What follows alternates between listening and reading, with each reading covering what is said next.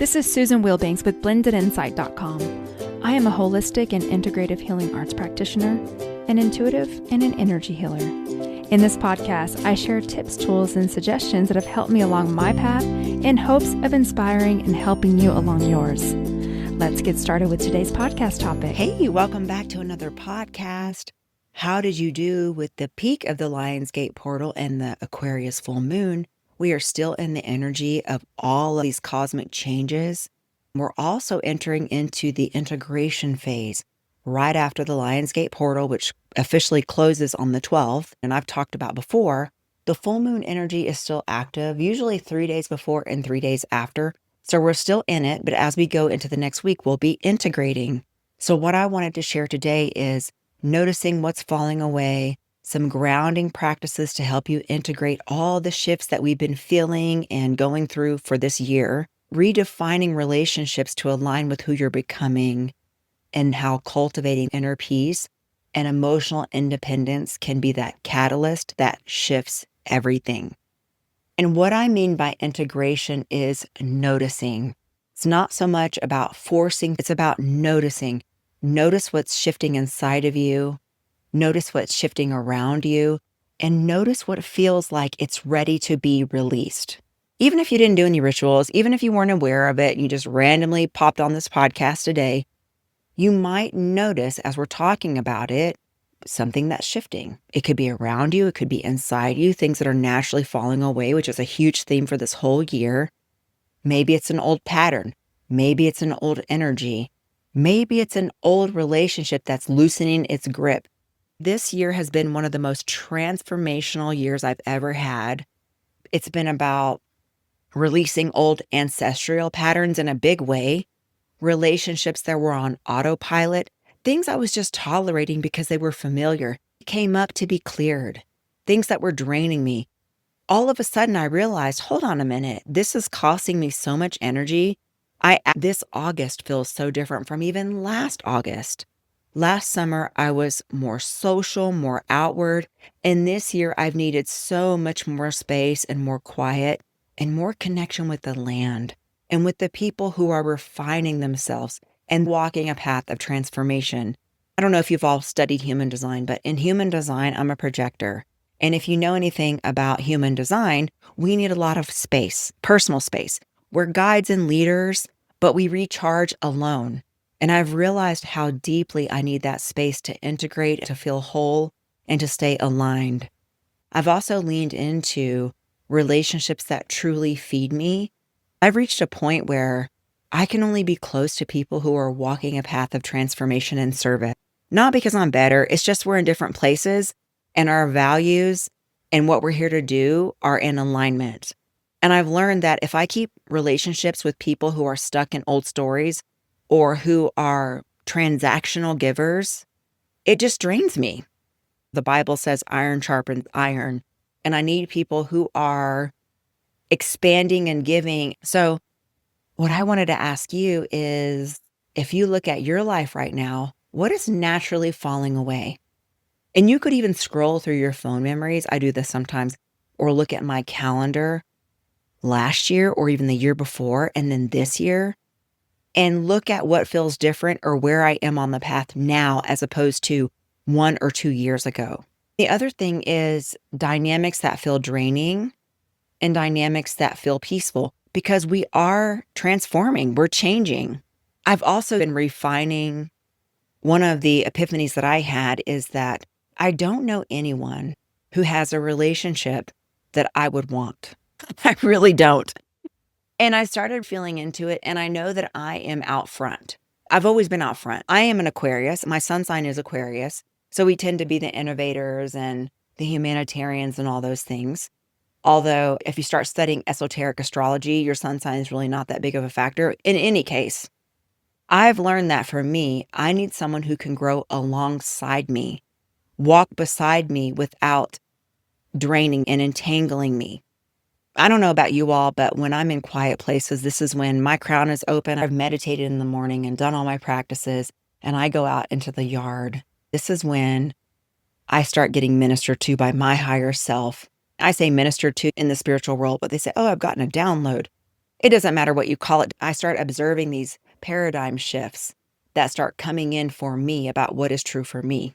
One of the things that I realized is that I need parallel growth, emotional independence, mutual support, and connection without energetic dependence and entanglement in all areas of my life.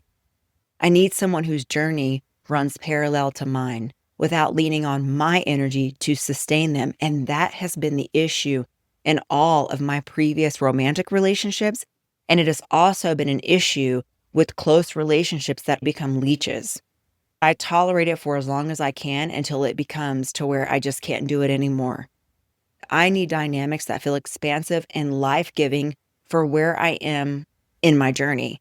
And it's not that I won't still keep contact and I don't love the people, but they're not people that I can engage with every day if they aren't doing their own form of character development and work, and they're not pulling down divine energy to share with everyone else.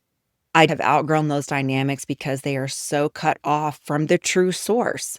I've noticed with me is it starts to become this enabling toxic behavior where they're never going to do it on their own because they expect me to drop everything and fix it. And if you are doing healing work, just your aura alone and just contact and speaking to you has healing energy, especially for someone who is cut off and stuck in all the things of the world. When you leave, all of it stays here. The only thing you take with you are the lessons. And if you aren't trying to observe and grow and listen, are you really going to absorb or understand those lessons? Probably not. It just feels so shallow and it's so dense. And for you and I, if you're on this path, most of us on the spiritual path, we're so in our upper chakras that we have to be forced down into the reality to participate in the world. So it's important to be balanced. People who are primarily lower chakra and they don't have any upper chakra, I can't do it anymore. Even though I love them and I can see their heart and all those things, I just cannot do it. The other thing I've noticed is that when people struggle to be alone, it is usually because alone makes them feel what's really inside. So if there's a void or an ache or something unhealed, they tend to distract themselves with other people instead of sitting and looking inside and being quiet and doing their own inner work. And the problem is that distraction, the honeymoon energy that they use other people for, eventually fades.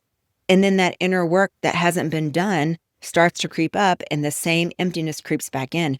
And this is why you see people who are constantly cycling through relationships or even friends, or they're chasing that dopamine hit of the newness fades, and then they move on because they are distracting themselves from that deep inner work and from that void.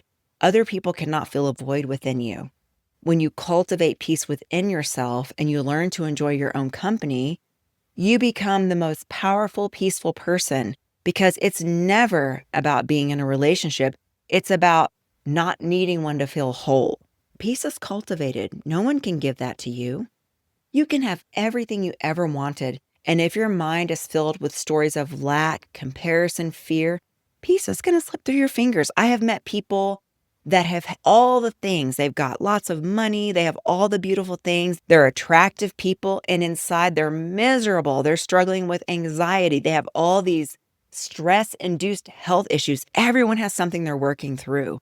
But if you have peace, it spills into every area of your life. It makes every other area a little bit better. How do you create peace and emotional independence?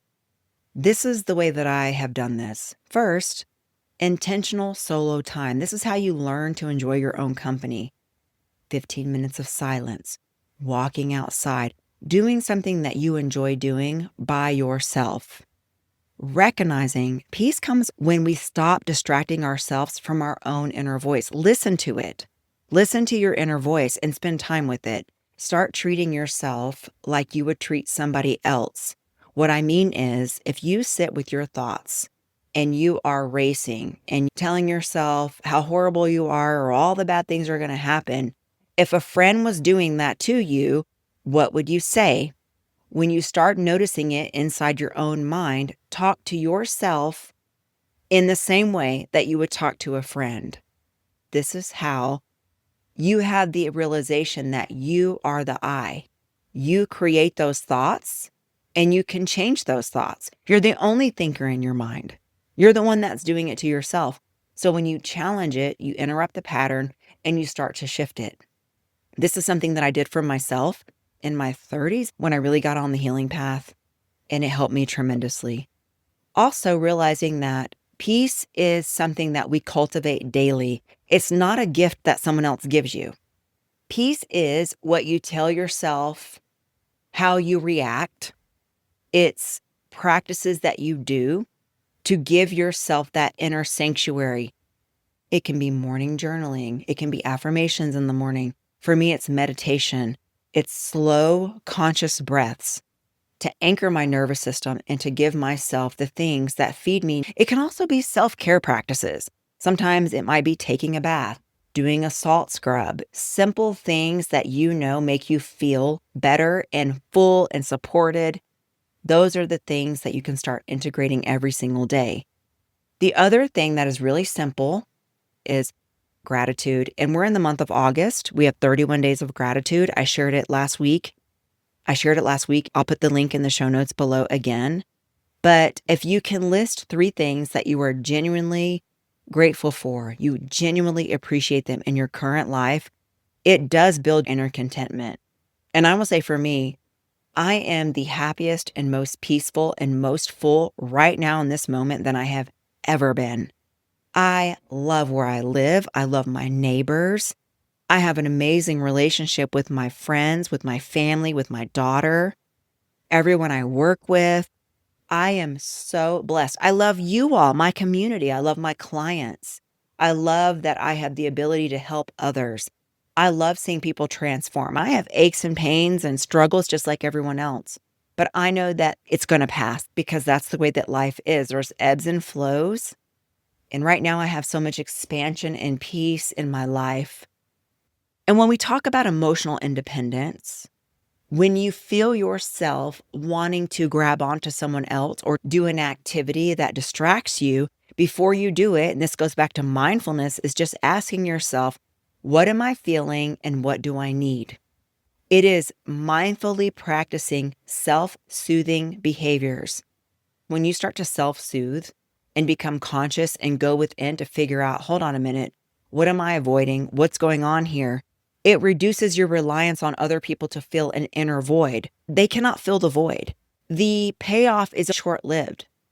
After the dopamine hit is done with that, then you need someone else and you just need more and more and more. And you scatter your energy when you do that. So learning to pause and go within and say, hold on a minute. What is this void inside me? What am I feeling? What do I need? And then meeting that need.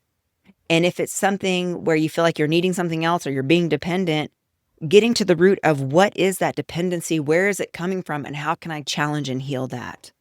Deep connection doesn't mean losing yourself. And that's what we've been taught. Those of us who are empathic or we've grown up codependent, we have to learn. Deep connection fuels you. So if you feel like you're losing yourself and you're feeling drained after interactions, that's usually a sign of entanglement or overgiving. So this is about noticing those patterns and saying, hold on a minute, I need to set clear boundaries with myself first and foremost to stand up for myself, and then set those boundaries with other people so that I can be an advocate for myself. It always goes back to ourselves. And it's okay to love deeply without carrying someone else's emotional load.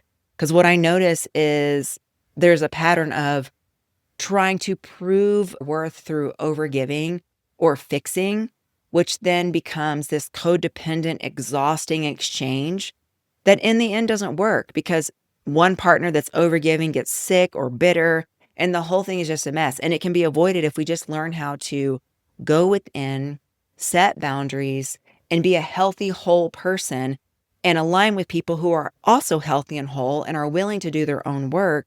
And then we make each other better and we support each other on these paths and we all grow and evolve. The last thing I wanted to offer is grounding practices, grounding into the earth. I've been planting in my yard. That's been very grounding for me. Another thing you can do is Release the old pattern or the draining relationship dynamic. Offer it to the moon. Offer that you're ready to release it. Make the intention. The intention has to be backed by aligned action. The Bible says faith without works is dead.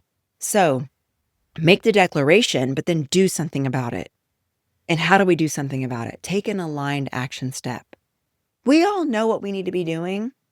Just take one small step that will reflect your new clarity while you're integrating. So it could be just saying no when you're exhausted and burned out, or creating a little bit of space, or turning off your phone, taking a day offline, or begin that thing that's been calling you and nagging you and you keep putting it off. Just begin it. And with that, let's go into a healing. You can uncross your arms and legs. I will turn the healing on.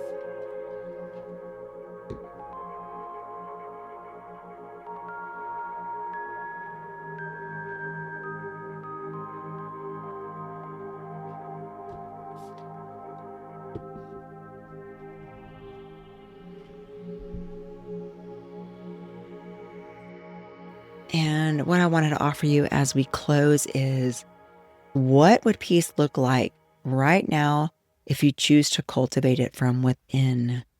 We're integrating. Things are still moving. We're still shifting. So wherever it is reaching you and wherever you are, if you can just choose one small step this week that will reflect who you're becoming, saying no, setting a boundary, starting the project, and then allowing yourself to integrate and ground into that energy, it can really help you as we move forward toward the rest of this year, because we are over the hump, y'all. We're almost done with this year, if you can believe it. It's almost fall. As always, I appreciate you from the bottom of my heart, and I want to wish you a beautiful week. Take care. Bye-bye.